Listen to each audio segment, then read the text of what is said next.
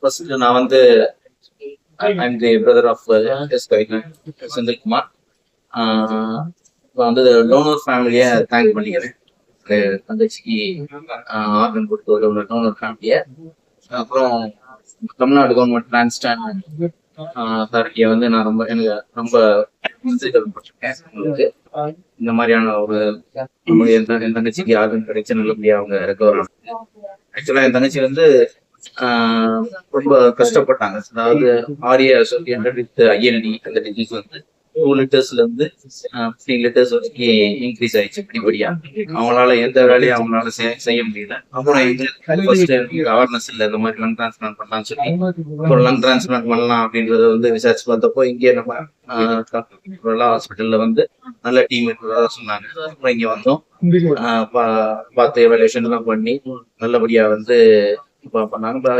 இந்த main time நிறைய infections வந்தது. அதுக்கப்புறம் அவங்கள சரி பண்ணிட்டே இருந்தோம். அப்புறம் கிட்டத்தட்ட லாஸ்ட் டைம்ல இன்ஃபெக்ஷன் ஆகும்போது வந்து ஒன்றும் சரி பண்ண முடியல. கிட்டத்தட்ட 1 or 2 டேஸ்ல வந்து எக்மோ போற மாதிரி இருந்தது. எக்மோ எல்லாம் போயிருந்தா ஹார்ட்டும் சேர்த்து ப்ராப்ளம்ஸ் கிரியேட் ஆகி இன்னும் ரொம்ப ப்ராப்ளம் இருக்கும். அந்த அளவுக்கு இல்லாம இடையிலேயே வந்து நல்லபடியாக இந்த கீழே லங் கிடைச்சது, ஆர்கன் கிடைச்சதுனால சர்ஜரி பண்ணி அந்த டீம் போஸ்ட் ஆஃப் டீமும் வந்து ரொம்ப நல்லா பார்த்துக்கணும். ஹாஸ்பிட்டலும் ரொம்ப கிளீன் அண்ட் ஹைஜீனிக். இந்த மாதிரி செட்டப்ஸ் இல்லைன்னா இந்த மாதிரி நம்ம சர்ஜரிஸ் பண்ணி ரெக்கவர் ஆகி வர்றது ரொம்ப கஷ்டம். இந்த செட்டப்ஸ் எல்லாம் கிரியேட் டாக்டர் சாருக்கு. சார் உங்க சிஸ்டர் பேர் என்ன? அவங்களுக்கு எப்படி இந்த பிரச்சனை ஆரம்ப காலத்துல எப்படி இந்த சிம்டம்ஸ்? சிஸ்டர் பேர் கவிதா. ஆரம்ப காலத்துல வந்து அவங்க ரொமட்டட் ஆர்த்ரைட்டிஸ் இருந்தது.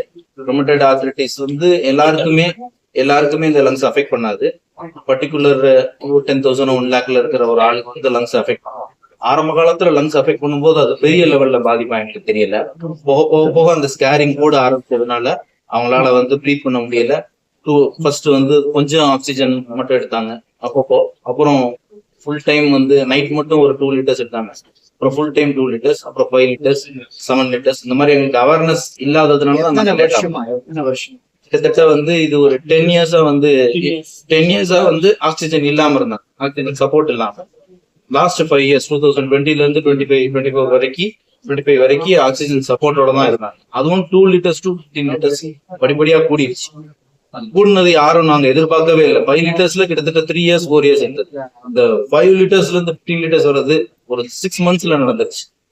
15 லிட்டர்ஸ்க்கு மேல இங்கேயே வந்தப்புறம் எங்களால வந்து ஹாஸ்பிட்டல் விட்டு மூவ் பண்ணவே முடியல. அவ்வளவு தூரத்துக்கு வந்து மோசமான சூழ்நிலை இருந்துச்சு.